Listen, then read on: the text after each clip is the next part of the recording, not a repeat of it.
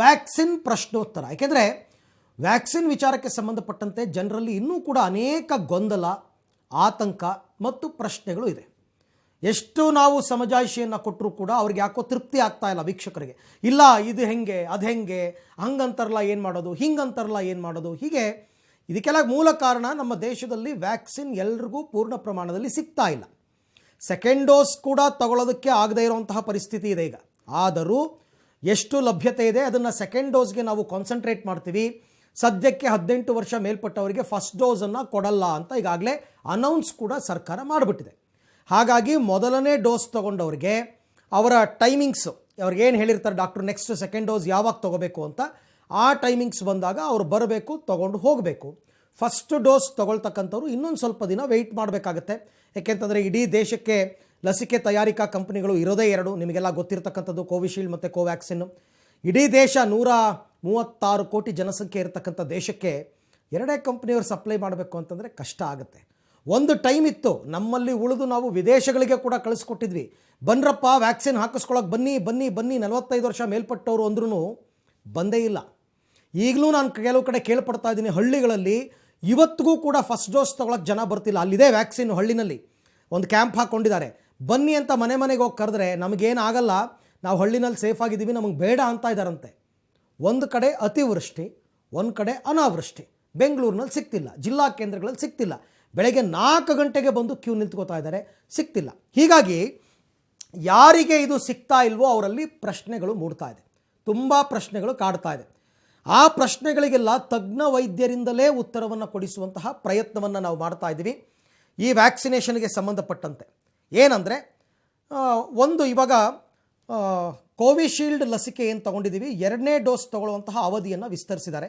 ಈ ಹಿಂದೆ ಕೋವಿಶೀಲ್ಡ್ ಲಸಿಕೆ 2ನೇ ಡೋಸನ್ನು 6 ರಿಂದ 8 ವಾರದಲ್ಲಿ ತೊಗೋಬೇಕು ಅಂತ ಇತ್ತು, ಅಂದರೆ 2 ತಿಂಗಳು ಒಳಗಡೆ. ಆದರೆ ನಿನ್ನೆ ಕೇಂದ್ರ ಆರೋಗ್ಯ ಸಚಿವಾಲಯ ಹೊಸ ಮಾರ್ಗಸೂಚಿಯನ್ನು ಹೊರಡಿಸಿದೆ. ಆ ಮಾರ್ಗಸೂಚಿ ಪ್ರಕಾರ ಕೋವಿಶೀಲ್ಡ್ 2ನೇ ಡೋಸ್ ಲಸಿಕೆ ಅವಧಿಯನ್ನು 12 ರಿಂದ 16 ವಾರ ತಗೋಬಹುದು ಅಂತ ಹೇಳ್ತಾ ಇದ್ದಾರೆ. ಇದು ಗೊಂದಲಕ್ಕೆ ಬಿದ್ದುಬಿಟ್ಟಿದ್ದಾರೆ ಜನ. ಸೊ ಇದ್ರ ಬಗ್ಗೆ ನಿಮಗೆ ಸಮಂಜಸವಾದ ಸರಿಯಾದ ಉತ್ತರವನ್ನು ಕೊಡಿಸ್ತಕ್ಕಂಥ ಪ್ರಯತ್ನ ಬೆಂಗಳೂರಿನ ಮಣಿಪಾಲ್ ಆಸ್ಪತ್ರೆಯ ಖ್ಯಾತ ವೈದ್ಯರಾಗಿರ್ತಕ್ಕಂಥ ಡಾಕ್ಟರ್ ಸತ್ಯನಾರಾಯಣ ಅವರು ನಮ್ಮ ಜೊತೆ ಸಂಪರ್ಕದಲ್ಲಿದ್ದಾರೆ. ಡಾಕ್ಟರ್ ನಮಸ್ತೆ. ನಮಸ್ಕಾರ ನಿಮಗೆ ಮತ್ತು ನಿಮ್ಮ ವೀಕ್ಷಕರಿಗೆಲ್ಲ. ಈಗ ನೀವು ಸಂಪೂರ್ಣವಾಗಿ ಸಮೀಕ್ಷವಾಗಿ ಎಲ್ಲಾನು ವಿವರಿಸಿದ್ದೀರಾ. ಒಂದೇ ಒಂದು ಇಂಟ್ರೊಡಕ್ಷನ್ ಅಲ್ಲಿ ತಾವು ಹೇಳಿದ್ದೀರಾ ಏನ್ ಸಮಸ್ಯೆ ಅನ್ನೋದನ್ನ. ಇದನ್ನ ಇನ್ನೊಂದು ರೀತಿಯಲ್ಲಿ ನೋಡಿದ್ರೆ, ವ್ಯಾಕ್ಸಿನ್ ಅವೈಲಬಿಲಿಟಿ ಇದ್ದಾಗ ವ್ಯಾಕ್ಸಿನ್ ಹೆಸಿಟೆನ್ಸಿ ಇರುತ್ತೆ, ವ್ಯಾಕ್ಸಿನ್ ಅಭಾವ ಆದಾಗ, ಕೇಸ್ಗಳು ಹೆಚ್ಚಾದಾಗ ನಮಗೆ ವ್ಯಾಕ್ಸಿನ್ ಕೊರತೆ ಉಂಟಾಗುತ್ತೆ. ಮೊದಲೇ ಹೇಳ್ದಂಗೆ ನಾನು 1.3 ಬಿಲಿಯನ್ ಪೀಪಲ್ಗೆ ವ್ಯಾಕ್ಸಿನ್ ಮಾಡಿಕೊಡೋದು ಯಾವುದು ಏನು ಏನಂತಾರೆ ಹುಡುಗಾಟದ ಮಾತಲ್ಲ. ಇದು 1.3ಗೆ ಎಲ್ಲರಿಗೂ ವ್ಯಾಕ್ಸಿನ್ ಒದಗಿಸೋ ತರ ಮಾಡೋದು. ಅದರಲ್ಲಿ 65% ಪಟ್ಟು ಜನರಿಗೆ ಕೊಡಿಸೋದ್ರಿಂದ ಒಂದು ರೀತಿ ವ್ಯಾಕ್ಸಿನ್ ಇಂಡ್ಯೂಸ್ಡ್ ಹರ್ಡ್ ಇಮ್ಯುನಿಟಿ ಆಗತ್ತೆ. ಅದು ಮೇನ್ ಗುರಿ ಅಂತ ಅನ್ಕೋಬಹುದು. ಆಮೇಲೆ ಕ್ರಮೇಣವಾಗಿ 2 ವರ್ಷದ ಅಂತರದಲ್ಲಿ, ಇದು ಮೊದಲು ಡಿಸೈಡ್ ಮಾಡಿದ್ದು 2 ವರ್ಷದ ಒಳಗಡೆ ಎಲ್ಲಾರ್ಗೂ ವ್ಯಾಕ್ಸಿನ್ ಕೊಡ್ಬೇಕು ಅಂತ. ಈ ಅಲೆ ಬಂದಿರೋದ್ರಿಂದ ಎಲ್ರಿಗೂ ಆತಂಕ, ಎಲ್ರಿಗೂ ವ್ಯಾಕ್ಸಿನ್ ಬೇಕು. ಇದರಲ್ಲಿ ಇದು ಸತ್ಯ, ಇದರಲ್ಲಿ ಸಂಶಯವಿಲ್ಲ. ಈಗ ಡಾಕ್ಟರ್, ಈಗ ಒಂದು ಪ್ರಶ್ನೆ ಡಾಕ್ಟರ್, ನಿನ್ನೆ ಅಷ್ಟೇ ಕೇಂದ್ರ ಆರೋಗ್ಯ ಸಚಿವಾಲಯ 6 ರಿಂದ 8 ವಾರ ಗ್ಯಾಪ್ ಇದ್ದಿದ್ದನ್ನು ಜಾಸ್ತಿ ಮಾಡಿದೆ. 12 ರಿಂದ 16 ವಾರಗಳಲ್ಲಿ ಸೆಕೆಂಡ್ ಡೋಸ್ ತಗೊಳ್ಬಹುದು ಅಂತ. ಅಲ್ಲಿಗೆ 12 ರಿಂದ 16 ವಾರ ಅಂತಂದರೆ 3 ರಿಂದ 4 ತಿಂಗಳು ಅಂತ ಅನ್ಕೋಬಹುದು. ಎಲ್ಲರೂ ಕೇಳ್ತಾ ಇರೋ ಕಾಮನ್ ಕ್ವೆಶ್ಚನ್, ಸೆಕೆಂಡ್ ಡೋಸ್ಗೆ 4 ತಿಂಗಳು ಗ್ಯಾಪು ಓಕೆನಾ?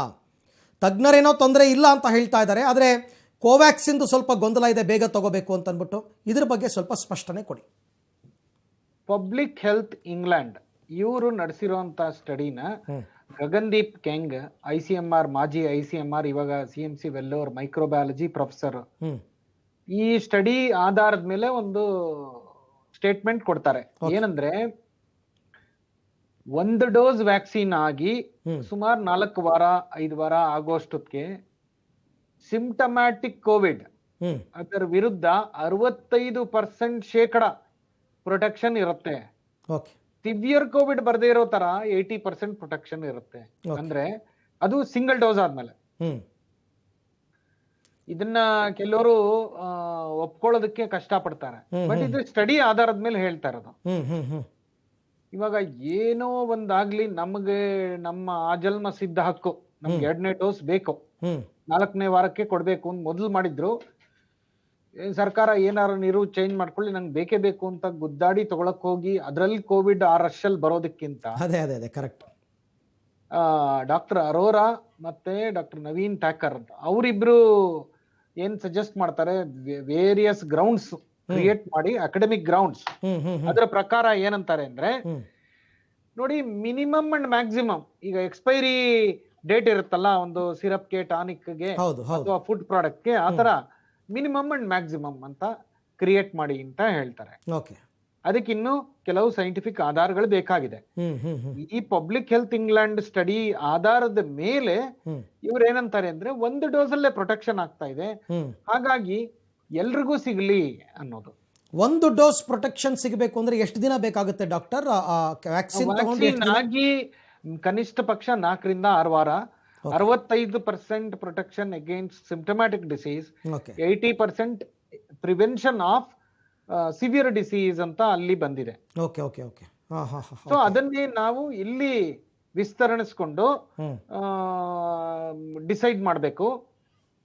ಈಗ ಸರ್ಕಾರದ ನಿಲುವು ಏನಾಗಿದೆ, 2nd ಡೋಸ್ ಎಲ್ರಿಗೂ ಫಸ್ಟ್ ಕೊಡೋಣ, ಫಸ್ಟ್ ಡೋಸ್ ತಗೊಂಡಿರ್ತಾರೆ ಅವ್ರಿಗೆ 2nd ಡೋಸ್ ಕೊಡೋಣ. ಬಟ್ ಒಂದು ಡೋಸ್ ಇಲ್ದೇನೆ 18 ಇಯರ್ಸ್ ಕ್ರಾಸ್ ಆಗಿದೆ, ಅವರು ಆಸೆಯಿಂದ ಇರ್ತಾರೆ, ನಾಳೆ ಕಾಲೇಜ್ಗೆ ಹೋಗೋದಕ್ಕೊಂದು ದಾರಿ ಆಗತ್ತೇನೋ, ಅಥವಾ ಡಿಸೀಸ್ ನಮಗ್ ಬರ್ದೇ ಇರ್ಲಿ ಅನ್ನೋ ಆಸೆ ಇರುತ್ತೆ, 106 ಆತಂಕಗಳಿರುತ್ತೆ. ವ್ಯಾಕ್ಸಿನ್ ಬೇಕು, ನಮ್ಮ ದೇಶದ ಪ್ರತಿಯೊಬ್ಬ ಪ್ರಜೆಗೂ ಅದೇ ಅಧಿಕಾರ ಇರುತ್ತೆ, ಅದ್ರಲ್ಲಿ ನಿಸ್ಸಂದೇಹ ಡೌಟ್ ಇಲ್ಲ. ಬಟ್ ಟೈಮಿಂಗ್ ವಿಲ್ ಬಿ ಯಾವಾಗ ಲಭ್ಯವಾಗತ್ತೆ ಅವಾಗ ಕೊಡ್ತಾರೆ. ಇವಾಗ ಹಾಗೆ ನಾವು ನೋಡಕ್ ಹೋದ್ರೆ, ನಾಳೆ ಸ್ಪ್ಯುಟ್ನಿಕ್ ವ್ಯಾಕ್ಸಿನ್ ಕಾಂಪೋನೆಂಟ್ ವ್ಯಾಕ್ಸಿನ್, ಅದು A and B ಅಂತ ಇಟ್ಕೊಳ್ಳಿ, 2 ಕಾಂಪೋನೆಂಟ್ ನ ಕೊಡ್ತಾರೆ. ಅದು ಬಂದಾಗ ಸ್ವಲ್ಪ ಒತ್ತಡ ಕಮ್ಮಿ ಆಗತ್ತೆ. ಹಾಗೇನೆ US ಅಲ್ಲಿ 2.6 ಮಿಲಿಯನ್ ಡೋಸ್ ಸ್ಟಾಕ್ ಪೈಲ್ ಇಟ್ಕೊಂಡಿದ್ರು ಅವರು ಕೋವಿಶೀಲ್ಡ್. ಇವಾಗ ಅವ್ರು ಅದನ್ನ ಅಲ್ಲಿ ಉಪಯೋಗಿಸಿಲ್ಲ, ಯಾಕೆಂದ್ರೆ ಅವ್ರಿಗೆ ಫೈಸರ್ ಅಂಡ್ ಮೊಡರ್ನಾಲ್ಲೇ ಮುಗಿದಾಗಿದೆ. ಆ ಡೋಸು ನಮ್ ದೇಶಕ್ಕೆ ಬಂದಾಗ ವ್ಯಾಕ್ಸಿನ್ ಕೋವಿನ್ ಅಲ್ಲಿ ನೀವು ಬುಕ್ ಮಾಡಕ್ ಮುಂಚೆನೆ ಅದು ಅವೈಲಬಿಲಿಟಿ ಆಗತ್ತೆ. ಹೌದು.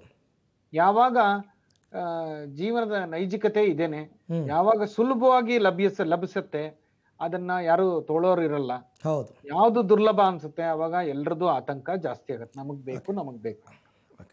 ಓಕೆ ಡಾಕ್ಟರ್, ಹಾಗೆ ಲೈನಲ್ಲಿರಿ, ಒಂದೇ ಒಂದು ನಿಮಿಷ ನಿಮ್ಮ ಜೊತೆ ನಾನು ಮಾತನಾಡ್ತೀನಿ. ಸೊ ಇದು ಮೊದಲ ಆರಂಭಿಕ ಮಾತುಗಳು ಡಾಕ್ಟರ್ ಸತ್ಯನಾರಾಯಣ್ ಅವರದ್ದು, ಮಣಿಪಾಲ್ ಹಾಸ್ಪಿಟಲ್ನ ಖ್ಯಾತ ವೈದ್ಯರು. ಯಾಕೆ ಅಂತಂದರೆ ಅವ್ರು ಹೇಳೋ ಪ್ರಕಾರ ಈಗ ಅಧ್ಯಯನಗಳು ಏನು ಹೇಳುತ್ತೆ ಅನ್ನೋದು ಮುಖ್ಯ. ಆರಂಭದಲ್ಲಿ ನಿಜ ಹೇಳಿತ್ತು ಸರ್ಕಾರ, ನೀವು ಕೋವಿಶೀಲ್ಡ್ ಆಗಲಿ ಕೋವ್ಯಾಕ್ಸಿನ್ ತೊಗೊಂಡು 4 ರಿಂದ 6 ವಾರದಲ್ಲಿ 2nd ಡೋಸ್ ತೊಗೋಬೇಕು ಅಂತ ಹೇಳಿತ್ತು. ಆದರೆ ಅದೇ ಅಂತಿಮ ಅಂತ ಏನಲ್ಲ, ಸ್ವಲ್ಪ ಅದು ಗ್ಯಾಪ್ ಜಾಸ್ತಿ ಆದರೂ ಕೂಡ ನಿಮಗೆ ಪ್ರೊಟೆಕ್ಷನ್ ಜಾಸ್ತಿ ಆಗುತ್ತೆ. ಮೊದಲ ಲಸಿಕೆಯನ್ನು ತಗೊಂಡು, ಮೊದಲನೇ ಡೋಸ್ ತಗೊಂಡು 6 ರಿಂದ 8 ವಾರಗಳಲ್ಲಿ ನಿಮಗೆ ಮ್ಯಾಕ್ಸಿಮಮ್ ಪ್ರೊಟೆಕ್ಷನ್ ಸಿಗುತ್ತೆ.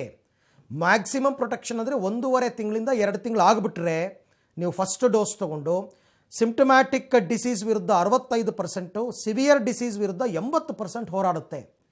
ಆಗ ನೀವು ಬೂಸ್ಟರ್ ಡೋಸನ್ನು ತಗೊಂಡ್ರೆ, ಅಂದರೆ 6 ರಿಂದ 8 ವಾರಗಳ ನಂತರ ನೀವು ತಗೊಂಡ್ರೆ ವೆರಿ ವೆರಿ ಪವರ್ಫುಲ್, 90% ತನಕ ರೀಚ್ ಆಗ್ಬೋದು. ಹಾಗಾಗಿ ಮೊದಲನೇ ಡೋಸ್ ತೊಗೊಂಡಿದ್ರೆ ತಗೊಂಡು 1.5 ತಿಂಗಳ ತನಕ ಹುಷಾರಾಗಿರಿ. ಹಾಗಂತ ತೊಗೊಂಡಿದ್ದೀನಿ ಅಂತ ಬೇಕಾಬಿಟ್ಟು ಓಡಾಡೋಂಗಿಲ್ಲ, ಮಾಸ್ಕ್ ಇಲ್ಲದೆ ಸೋಷಿಯಲ್ ಡಿಸ್ಟೆನ್ಸ್ ಇಲ್ಲದೆ ಓಡಾಡೋ ಹಾಗಿಲ್ಲ. ಬರಬಹುದು, 2 ಡೋಸ್ ಆಗಿರೋರಿಗೂ ಸೋಂಕು ಬರ್ಬೋದು. ಹಾಗಾಗಿ 1.5 ತಿಂಗಳು ತನಕ ನಿಮ್ಮನ್ನು ನೀವು ಕಾಪಾಡ್ಕೋಬೇಕು, ತುಂಬ ಕೇರ್ಫುಲ್ಲಾಗಿ ನಿಮ್ಮನ್ನು ನೀವು ಕಾಪಾಡ್ಕೋಬೇಕು.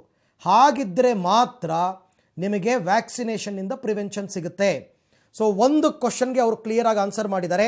ಈಗ ಏನು ಕೇಂದ್ರ ಆರೋಗ್ಯ ಸಚಿವಾಲಯ ಮಾರ್ಗಸೂಚಿಯನ್ನು ಹೊರಡಿಸಿದೆಯಲ್ಲ, 12 ರಿಂದ 16 ವಾರಗಳ ನಂತರ ತಗೋಬಹುದು ಅಂತ ಕೋವಿಶೀಲ್ಡ್ ವಿಚಾರಕ್ಕೆ ಸಂಬಂಧಪಟ್ಟಂತೆ ಎಸ್ ಪರ್ಮಿಟೆಡ್ ಅಂತಾರೆ.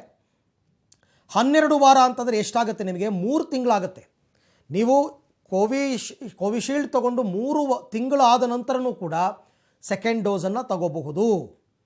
ಇದು ಅಧ್ಯಯನಗಳು ಹೇಳ್ತಾ ಇರೋದು, ಯಾರೋ ಒಬ್ಬರು ಹೇಳ್ತಾ ಇಲ್ಲ, ಅಥವಾ ಲಸಿಕೆ ತಯಾರು ಮಾಡಿದ ಕಂಪ್ನಿ ಹೇಳ್ತಿರೋದಲ್ಲ.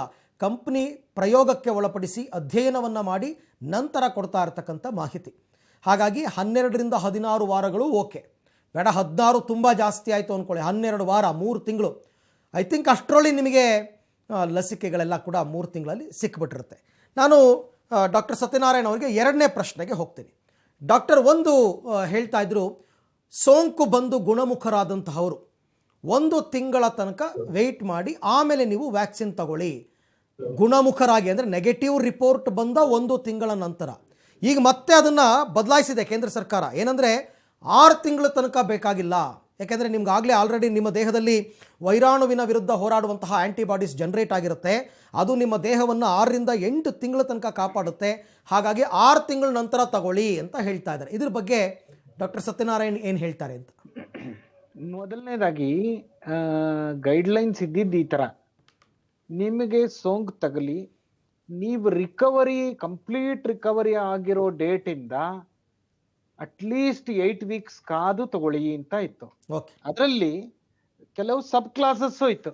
ಏನು, ಇವಾಗ ನೀವು ನಿಮ್ ಕಾಯಿಲೆ ಆದಾಗ, ಸೋಂಕು ತಗಲಿದ್ದಾಗ ಬಹಳಷ್ಟು ಆಕ್ಸಿಜನ್ ರಿಕ್ವೈರ್ಮೆಂಟ್ ಇತ್ತು, ಸಿವಿಯರ್ ಫಾರ್ಮ್ ಆಫ್ ಡಿಸೀಸ್ ಇತ್ತು ಅಂದ್ರೆ ಇನ್ನೂ ಮುಂದೂಡಿ ಅನ್ನೋದು ಒಂದು ಮುನ್ಸೂಚಿ ಇತ್ತು. ಅದರಲ್ಲಿ ವೆಂಟಿಲೇಟರ್ ಮೇಲೆ ಇದ್ರು, ಲೈಫ್ ಥ್ರೆಟನಿಂಗ್ ಇಲ್ನೆಸ್ ಆಗಿತ್ತು ಅಂದ್ರೆ ತುಂಬಾನೇ ಟೈಮ್ ಕೊಡಿ ಅಂತ ಹೇಳ್ತಾ ಇದ್ರು. ಸರಿ. ಹಾಗಾಗಿ ಜನನು ಏನ್ ಮಾಡ್ತಾ ಇದ್ರು, ಆಂಟಿಬಾಡಿ ನಮ್ಗಿದೆ, ನಾವು ಲ್ಯಾಬ್ಗೆ ಹೋಗಿದೀವಿ, ಕೋವಿಡ್ ಆಂಟಿಬಾಡಿ ಚೆಕ್ ಮಾಡಿದೀವಿ, ನಮಗೆ ಪ್ರೊಟೆಕ್ಷನ್ ಇದೆಯಲ್ಲ ಅಂತ ಹೇಳೋರು. ಹೌದು. ಸೊ ಇದು ಐ ಥಿಂಕ್ ನಾವು ಅರ್ಥ ಮಾಡ್ಕೋಬೇಕಾಗಿರೋದೇನಂದ್ರೆ, ಒಂದು ಸತಿ ಕೋವಿಡ್ ಬಂದಾಗ, ನ್ಯಾಚುರಲ್ ಇನ್ಫೆಕ್ಷನ್ ಬಂದಾಗ ನಿಮ್ಗೆ ಒಂದ್ ರೀತಿ ಕೋವ್ಯಾಕ್ಸಿನ್ ಬಂದಂಗೆ ಅರ್ಥ. ಕೋವ್ಯಾಕ್ಸಿನ್, ನಾಟ್ ಕೋವಿಶೀಲ್ಡ್, ಕೋವ್ಯಾಕ್ಸಿನ್ ಬಂದಂಗೆ ಅರ್ಥ. ಕೋವ್ಯಾಕ್ಸಿನ್ ಅಂದ್ರೆ ಏನ್ ಅರ್ಥ? ಸತ್ತೋಗಿರೋ ಕ್ರಿಮಿನ ನಾವು ಇಂಜೆಕ್ಟ್ ಮಾಡ್ತೀವಿ. ಸರಿ. ಲೈವ್ ಕ್ರಿಮಿನೇ ದೇಹದ ಒಳಗೆ ಹೋಗುತ್ತೆ ಇನ್ಫೆಕ್ಷನ್ ಆದಾಗ. ಎರಡೂನು ಇಮ್ಯೂನ್ ಸಿಸ್ಟಮ್ ನ ಸ್ಟಿಮ್ಯುಲೇಟ್ ಮಾಡುತ್ತೆ. ಓಕೆ. ಈಗ ನಾವು ಪೋಲಿಯೋ ವ್ಯಾಕ್ಸಿನ್, ಇನ್ನೊಂದು ವ್ಯಾಕ್ಸಿನ್ ಎಲ್ಲಾದ್ರಲ್ಲೂ ಕೇಳ್ತೀವಲ್ಲ, ಲೈವ್ ಅಟೆನ್ಯೂಯೇಟೆಡ್ ವ್ಯಾಕ್ಸಿನ್, ಬದುಕಿದೆ ಬಟ್ ನಿಶ್ಚೈತನ್ಯಗೊಂಡಿದೆ ಕ್ರಿಮಿ. ಹೌದು. ಕಾಯಿಲೆ ತರುವಂತ ಸಾಮರ್ಥ್ಯ ಹೊಂದಿಲ್ಲ ಕ್ರಿಮಿ, ಅಸಾಮರ್ಥ್ಯವಾಗಿದೆ. ಆದ್ರೆ ಇಮ್ಯೂನ್ ಸಿಸ್ಟಮ್ ನ ಎಷ್ಟು ರೀತಿಯಲ್ಲಿ ಸ್ಟಿಮ್ಯುಲೇಟ್ ಮಾಡಬೇಕು ಅಷ್ಟರಲ್ಲೇ ಮಾಡುತ್ತೆ. ಓಕೆ. ಸೊ ಇದನ್ನ ನಾವು ಲೆಕ್ಕ ಹಾಕೊಂಡಾಗ, ಇವಾಗ ಯಾರ ಕಾಯಿಲೆನೇ ಬಂದಿಲ್ಲ ಅವ್ರಿಗೆ ಒಂದು ಪ್ರಾಮುಖ್ಯತೆ ಕೊಡೋದ್ರಲ್ಲಿ ನನಗೆ ಯಾವ ರೀತಿ ತಪ್ಪಾಗೂ ಕಾಣಲ್ಲ. ಅದನ್ನೇ ನೆಗ್ವ್ಯಾಕ್, ನ್ಯಾಷನಲ್ ವ್ಯಾಕ್ಸಿನ್ ಅಥಾರಿಟಿ ಮುಂಚೂಣಿ ಇದರಲ್ಲಿ ಸುತ್ತೋಲೆ ಕೊಟ್ಟಿದೆ, ಅಡ್ವೈಸರಿ ಕೊಟ್ಟಿದೆ. ಸೊ ಇದರಲ್ಲಿ ಏನು ತಪ್ಪಿಲ್ಲ. ಬಟ್ ನಾವೇನ್ ಯೋಚನೆ ಮಾಡಬೇಕು, ವೈಜ್ಞಾನಿಕವಾಗಿ ಇದರಲ್ಲಿ ಮ್ಯಾಕ್ಸಿಮಮ್ ಪೀರಿಯಡ್ ಏನಾರು ನಾವು ಕ್ರಾಸ್ ಮಾಡ್ತಾ ಇದೀವ ಅಂತ. ಅದಕ್ಕೂ ಅವ್ರು ಹೇಳ್ತಾರೆ ಏನಂತ ಅಂದ್ರೆ, ನೋಡಿ ನೀವು ಒಂದು ಸ್ಕೆಡ್ಯೂಲ್ ಮಿಸ್ ಆಯ್ತು ಅಂದ್ರೆ ನೀವೇನ್ ಮೊದಲಿಂದ ಸ್ಟಾರ್ಟ್ ಮಾಡ್ಬೇಕಾಗಿಲ್ಲ. Important thing. ಹೌದು. ಪ್ರೈಮರ್ ಡೋಸ್ ಅಂತ ತಗೊಂಡ್ಬಿಟ್ಟು ಆಗಿದೆ, you are only looking at a booster dose ಅಂತಾನು ಹೇಳ್ತಾರೆ. ಹೌದು. ಸೊ ನನ್ಗನ್ಸೋದು ಇದರಲ್ಲಿ ಅವರು ಕೊಟ್ಟಿರೋದ್ರಲ್ಲಿ ಎಷ್ಟು ಆಧಾರ ಇದೆ ಇಲ್ಲ ಅನ್ನೋದು ಸೆಕೆಂಡ್ರಿ. ವೈಜ್ಞಾನಿಕವಾಗಿ ಇದು ಸಮರ್ಥಕವಾಗಿ ಕಾಣುತ್ತೆ. ಓಕೆ. ಈಗ ಇನ್ನೊಂದು ಪ್ರಶ್ನೆ ಡಾಕ್ಟರ್, ಏನಂದರೆ ಈಗ ಸೋಂಕು ಬಂದು ಗುಣಮುಖರಾದವರಲ್ಲಿ ನೀವೇ ಹೇಳಿದ್ರಿ ಅವರ ದೇಹದಲ್ಲಿ ಆ್ಯಂಟಿಬಾಡೀಸ್ ಜನರೇಟ್ ಆಗಿರುತ್ತೆ ಕೋವ್ಯಾಕ್ಸಿನ್ ರೂಪದಲ್ಲಿ ಅಂತ. ಇದರ ವ್ಯಾಲಿಡಿಟಿ ಎಷ್ಟು ಅಂತ ಏನಾದ್ರು ಹೇಳ್ಬೋದಾ? ನಮ್ಮ ದೇಹದಲ್ಲಿ ಎಷ್ಟು ದಿನ ಇರುತ್ತೆ ಈ ಆ್ಯಂಟಿಬಾಡೀಸ್, ಕೊರೋನಾದಿಂದ ಉಂಟಾಗಿರ್ತಕ್ಕಂಥ ಆ್ಯಂಟಿಬಾಡೀಸ್, ಅದರ ವ್ಯಾಲಿಡಿಟಿ ಏನು? ಇನ್ಫೆಕ್ಷನ್ ಆಗಿದ್ದ ದಿನದಿಂದ IgG ಮತ್ತೆ IgM ಆಂಟಿಬಾಡಿಗಳು ಉತ್ಪತ್ತಿ ಶುರು ಆಗತ್ತೆ. ಓಕೆ. ಇನ್ಫೆಕ್ಷನ್ ಆಗಿರೋ 21ನೇ ದಿನಕ್ಕೆ ಆಗಿದ್ದರಿಂದ 21 ದಿನಕ್ಕೆ the peak of the antibody tighter ಬರುತ್ತೆ ಅಂತ ಅನ್ಕೊಂಡಿದ್ರು.